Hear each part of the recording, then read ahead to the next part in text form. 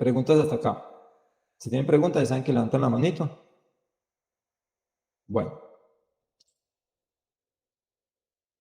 Listo, seguimos. Ahora, ¿qué pasa? Recuerde que hablamos para aquellos resultados que son menores a 20, ¿cierto? Cuando la gente de tránsito hace la primera medición, y ese resultado es menor a 20, tiene que interpretarlo como una prueba negativa. Ahora, ¿qué pasa si esa primera medición es igual o mayor a 20? Primero, no puede declarar que es una prueba negativa. Tampoco puede decir que es una prueba positiva, porque tiene que concluir la prueba, ¿cierto? Tiene que concluir la prueba, ¿cierto? Entonces, la norma que dice que para concluir la prueba de un resultado, si es positivo, se debe aplicar un criterio de aceptación. ¿Se acuerdan lo que yo les decía? Primero, aplicar un criterio de aceptación. Si cumple con ese criterio de aceptación, entonces hay que aplicar esa fórmula, ¿cierto? Hacer unos duplicados, hallarle un promedio, a ese promedio aplicarle el error máximo permitido.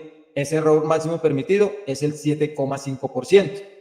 Y así, ¿de dónde sale ese 7,5%?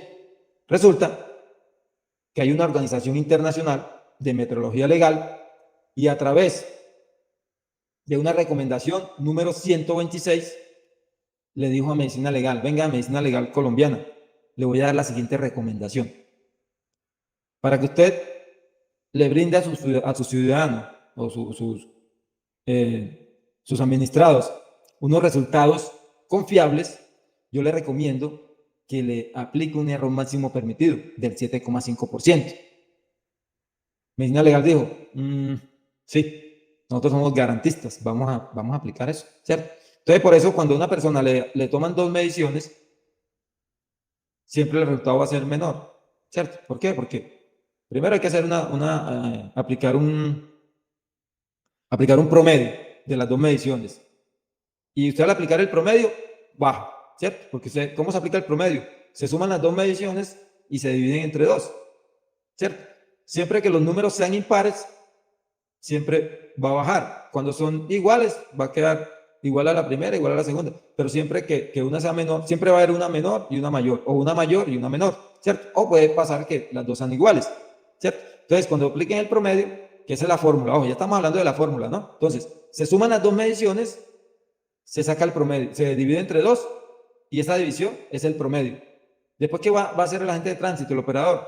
O usted, abogado, que está haciendo el análisis jurídico, restarle el 7,5%, que ¿de dónde sale eso? Recuerden, nunca lo olviden, porque alguna persona le va a preguntar, qué sé yo, en una charla, en un conversatorio, empiezan a hablar del tema, y usted de pronto dice, no, sí, es que hay que aplicar la fórmula, hay que sumar las dos. Primero establecer si cumple con el criterio. Si cumple con el criterio, hay que sumar las 2 mediciones y hay que restarle un error máximo permitido, que es el 7,5%. Venga, ¿y eso dónde sale? Ah, no, la resolución 1844 establece eso. Pero no, hablemos un poquito más de eso. No, mire, lo que pasa es que hay una organización internacional de metrología legal, internacional, allá en Estados Unidos, que le recomendó a través de la recomendación 126 a Medicina Legal que aplicara ese error máximo permitido. Eso es todo, ¿cierto? Listo, entonces cuando la primera medición es mayor o igual a 20, el agente de tránsito tiene que hacer una segunda medición. ¿Listo? ¿Claro hasta ahí? La primera medición, si da mayor a 20, tiene que hacer una segunda medición. Ahora, ¿qué pasa si esa segunda medición es menor a 20? ¿Cierto? Entonces, mire que vamos de manera ascendiente, ¿cierto? Vamos ascendiendo. Empezamos hablando de cuando era menor a 20, ¿sí o no? Ahora estamos hablando cuando es igual o mayor a 20. Entonces, cuando es igual o mayor a 20, la gente tiene que tomar otra medición. Y ahora nos dicen, venga, y si es menor a 20, volvemos a bajar. ¿Qué hay que hacer ahí? ¿Qué tiene que hacer el agente de tránsito?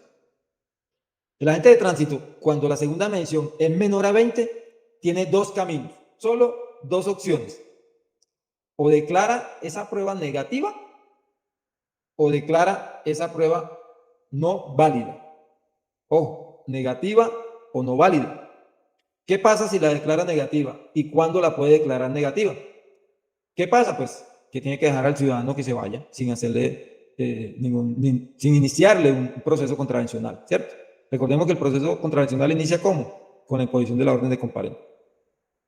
Ahora, para poder dejarlo ir, la segunda medición tiene que ser menor a 20, pero tiene que cumplir una condición aparte de ser menor a 20. La diferencia entre las dos mediciones debe ser menor o igual a 4. Ojo, la diferencia entre las dos mediciones debe ser menor o igual a 4.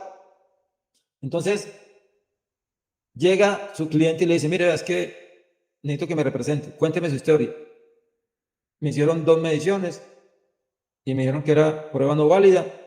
Me hicieron otras 2 mediciones y esas 2 mediciones que hicieran pruebas válidas y aquí estoy. Estoy a su merced. Necesito que usted es mi salvador. Me dicen, usted es Superman, entonces necesito que me salve de ese problema, ¿cierto? Entonces lo primero que va a hacer, va a analizar, bueno, va a decir, bueno, le dieron copia de las 4 tirillas. Ah, que sí, que no. Si se las dieron, bueno, muéstrenme. ¿Cuáles fueron las primeras que le... creo que sí, fueron estas. Entonces, bueno, venga, miremos. No, no sé cuál es, doctor. Listo, vamos a mirar. La hora, con la hora ya vamos a saber, o con el consecutivo, vamos a saber cuáles fueron la primera y cuáles fueron la segunda. Entonces usted va a establecer y va a decir, bueno, vamos a mirar si la prueba era no válida o era negativa. Entonces, estamos hablando de cómo es negativa, ¿cierto? Entonces, en este momento va a decir, bueno, para que sea negativa, voy a recordar lo que yo sí me dijo, o usted como está apuntando ahí, está tomando apunte, ya sabe que ahora empezamos y qué lección es esta. Entonces usted más o menos calcula y dice, más o menos él habló por acá, voy a recordar, o tiene su apunte ahí, ¿cierto? Entonces usted dice, bueno, cuando la primera mención es mayor a 20, sí, hizo una segunda mención muy bien. Pero cuando la segunda mención es menor a 20, el agente de tránsito tenía 2 opciones. Declarar la prueba negativa o declarar la prueba no válida. La declaró no válida y realizó otro ciclo de medición. Pero resulta que usted haciendo el análisis jurídico observa que entre las 2 primeras mediciones la diferencia era menor o igual a 4, ¿cierto? La diferencia era 0, 1, 2, 3 o 4. Entonces usted dice, venga, la gente aquí se equivocó. Él debió haber declarado esta prueba negativa y no podía realizar otras 2 mediciones.